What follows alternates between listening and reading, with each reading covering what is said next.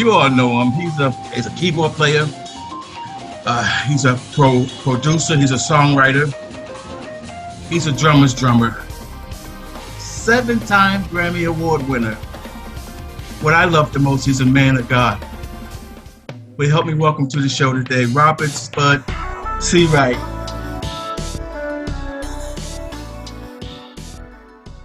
Welcome to the Extraordinary Drummer Show. Glad you're here.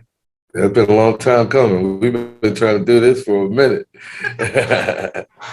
You're from Dallas? Dallas, Texas. Born and raised, yeah. A good friend of yours, knowing you were coming on the show, told me to be sure I say hello to you, Eric Morgan, Emo. Oh yeah, man, he's more than a friend of mine. He's the culprit. He's the one who got me started. Yeah, I started out stealing all of his licks and I tried to pat him out. I used to sit up on his hi-hat and just try to do everything I saw him doing, man. Speaking of your credits, you mentioned Snarky Puppy. Tell me, how did that group get started? How did that all come about? They are going to North Texas, which is like maybe 40 minutes up the road, up 35 north from Dallas. And basically, at the time I was playing with Erykah Badu, and me and my buddies, her music director, his name is R.C. Williams, and the bass player, his name is Braylon Lacey, who plays, R.C. and Braylon plays with the L.A. Philharmonic right now. They're playing the rhythm section. But me and those two guys were the band for Erykah Badu, and we didn't really do a lot of touring in that moment. But when we were off the road, we wanted to jam. We wanted to jam out because we loved playing with each other. And Dallas is like a scene like that was, it cultivated a lot of jam sessions, When we grew up, that's all we knew. So we started the jam session at this place called, it had a couple of places, but it ended up landing at a place called the Prophet Bar. So that is kind of how it started. They had already been a band for like a year, but by the time I got to them, I ended up coming in as a producer. I became the drummer, and I co-produced like 4 records with them. Staying with your credits, tell me about Ghost Notes. So Ghost Note is my personal endeavor, man. I had been with the Pups for about 11 to 12 years, and now, me and the percussion player developed a way to play together that was really unique, and we would take solos together in the band, and the fans would come up to us after. It was like, yo, what was that?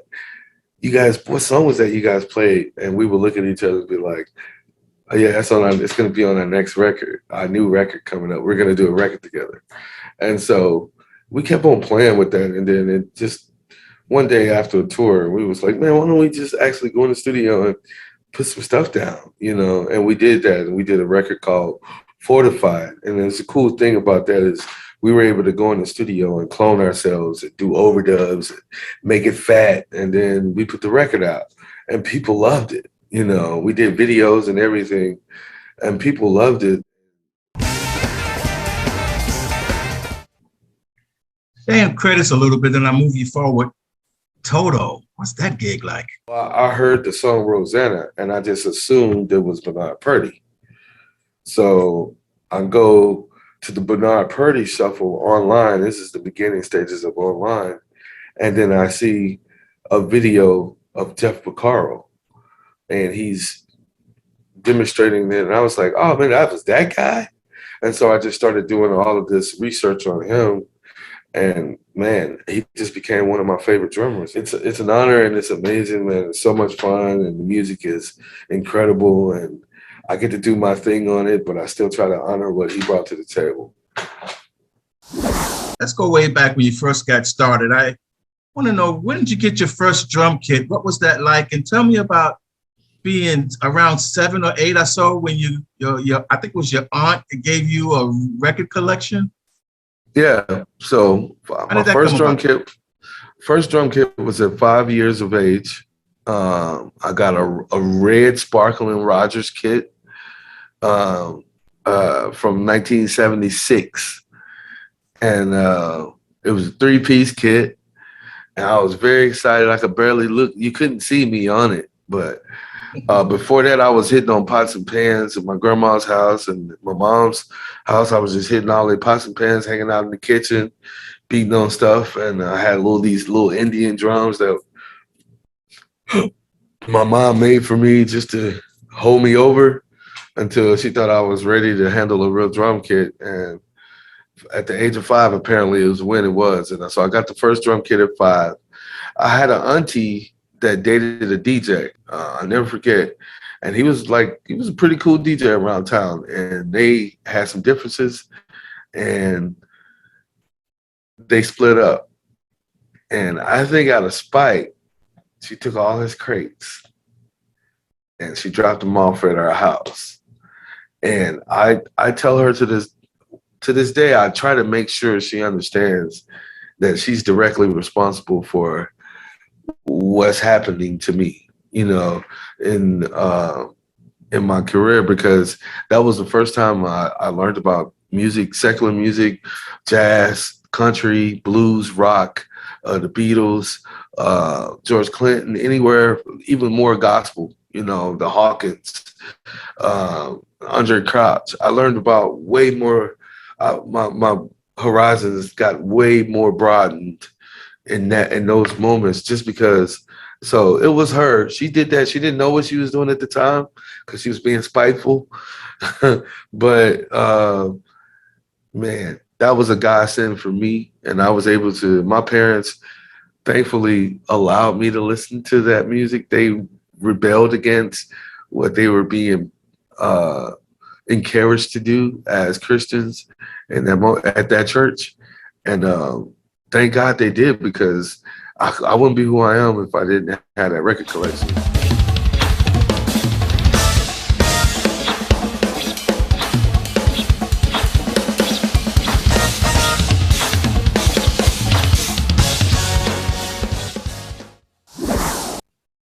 Take me to high school. What was the scene like in high school? There's a show called Fame that had Debbie Allen in it. And I promise you, I kid you not, the intro to that show from the 80s to the 90s, if you ever seen that show, that was what my high school years looked like. Here's the section I just wanted to get to. Just would hope you'd have enough time for me to spend 3 hours on just this section. Drum technique. Oh man, drum technique.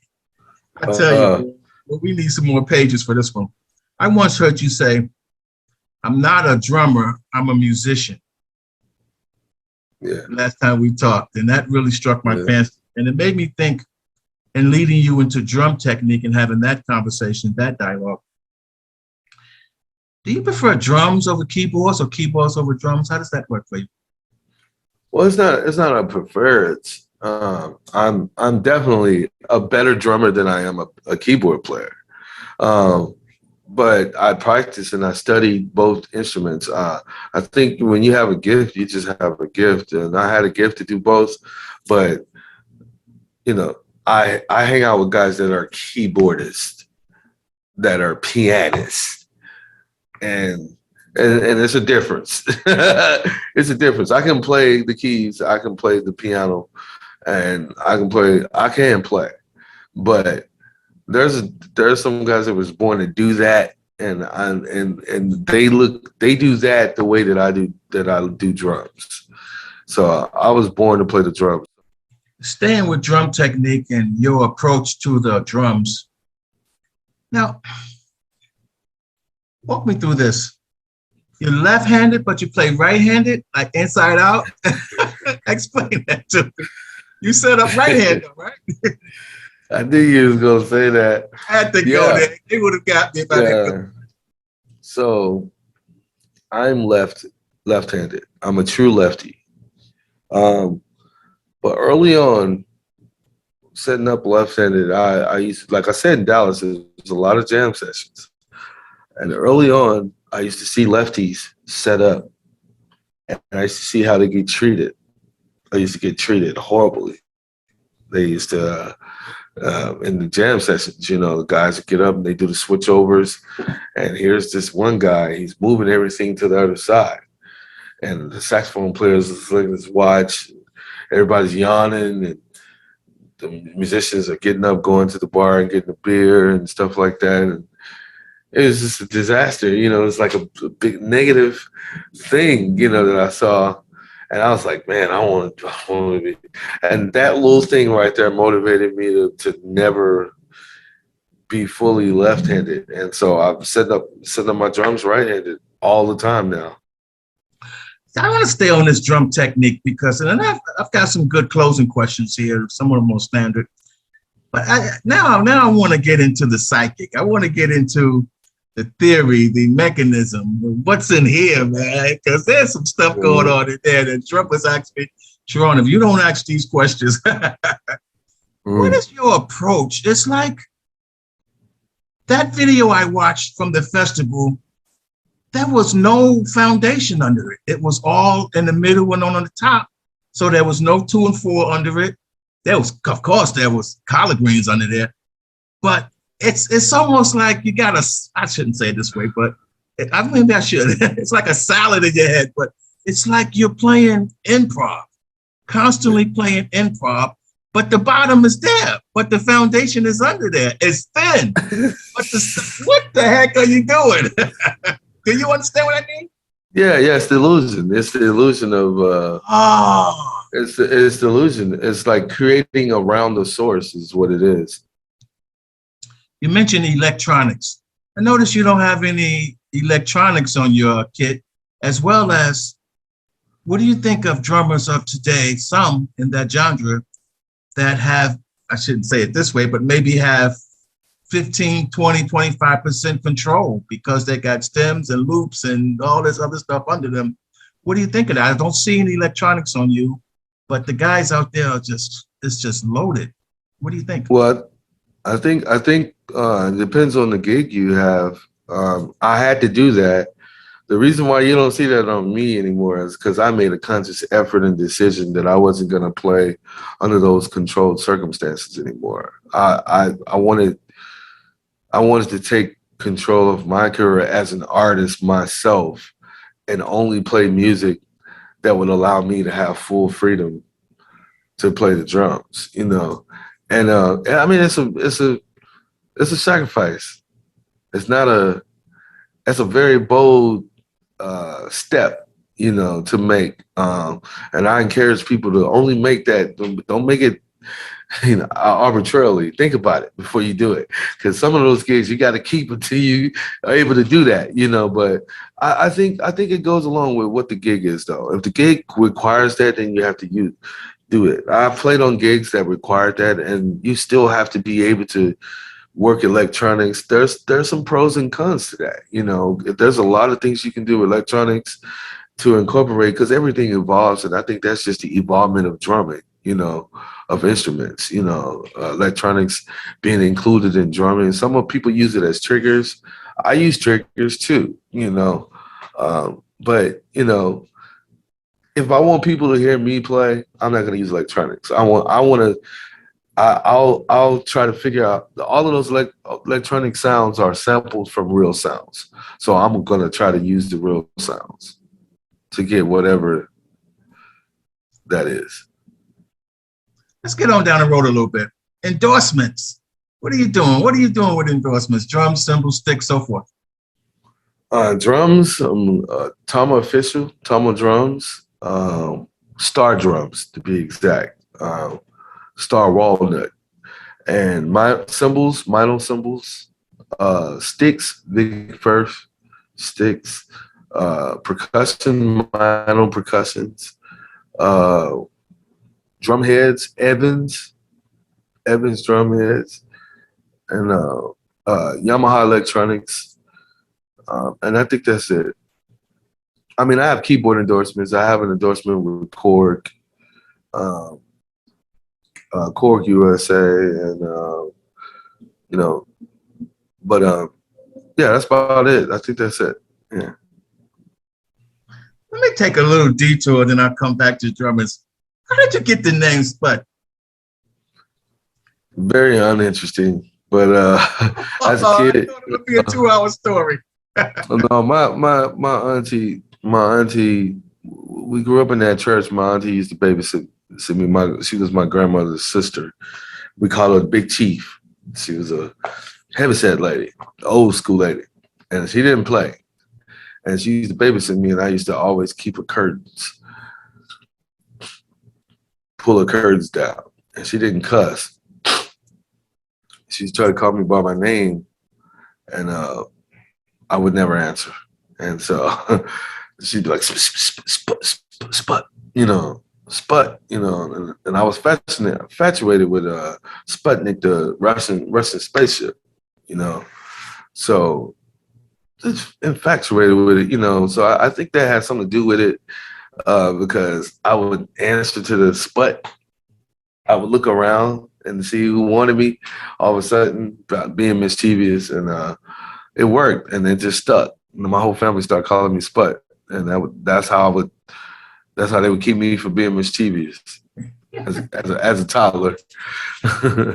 It's amazing how things start, isn't it? One of the simplest of things, and it sticks with you the rest of your life. Yeah. But we do a thing on the show we call Word of Advice, where I ask the drummers if they leave a parting word for the up-and-comer guys, even the guys at the next level, but the guys that are trying to get traction in this game, in this industry. Would you leave them a word of advice, please? Okay, I got 3 points. The first one is, if you're young, you're a teenager, and you're trying to get it, practice. Practice makes permanent. It don't make perfect. It makes permanent. Practice. Practice while you can. Practice while you ain't got to pay no bills. When your mama and your daddy can pay all your bills, practice now. Because when life starting and you got to live life and pay all your own bills, you're not going to have the time to practice. And, that's the thing. We get worried about a lot of stuff that is always going to be there. Girlfriends, they're always going to be there. There's always going to be an opportunity for girlfriends. You're always going to have an opportunity to go out on a date. You're always going to have an opportunity to get a job. You're always going to have an opportunity to go hang out with your friends and go play football or go play sports or to go to the club or you're always going to have an opportunity to do that stuff.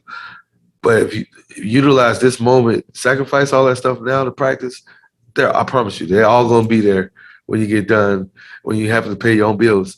But what's going to sustain you is the practice moments from the early stages, because once you start living life, like I said, once you start paying bills, you have to go get a job. You have to work. You're not going to have a whole lot of time to practice. You're just going to have to be working, and so always take advantage of that as a youngin'. The second thing I would say is we're in the world of the internet now, so balance that out, because you're either going to be an internet sensation or you're going to be a professional working musician. And if you're spending all your time creating content to be an internet sensation, then people might only hire you to come play clinics. But if you work on creating content, playing with musicians and bands, you'll work in an environment. You'll work better in environments where it requires you to play with people, as opposed to playing by yourself with tracks and all that kind of stuff. Just keep a balance. Keep a balance. I'm not saying not do it, but keep a balance and know that a lot comes with that. A lot comes with that. If you become an internet sensation, you might not get a lot of gigs. If you become an internet sensation, you might not get a lot of gigs, but you have to work every day to keep that going.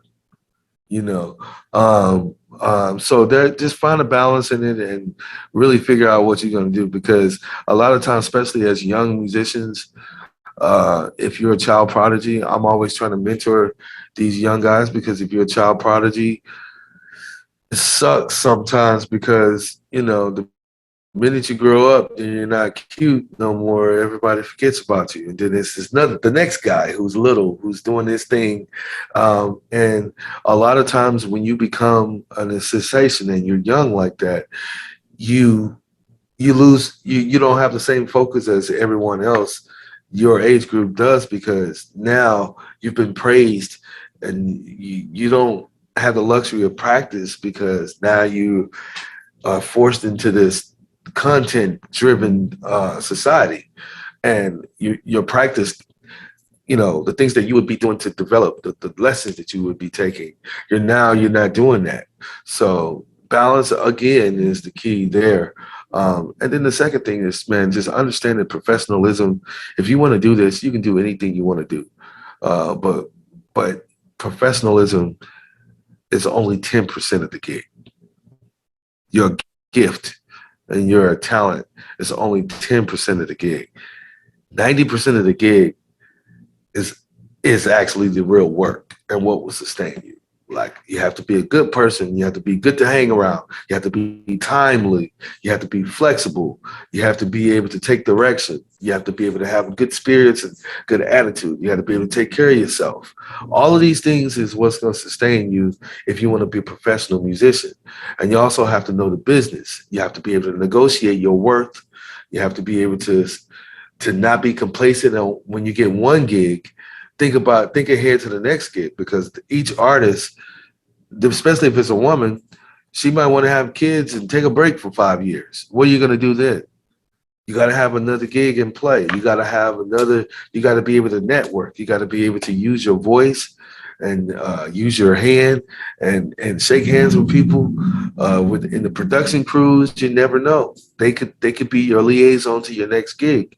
So always take advantage of the opportunities you have. Don't just be on tour and walking past people and not getting to know them and getting emails. You never know what that person can do for you, or what you can do for that person.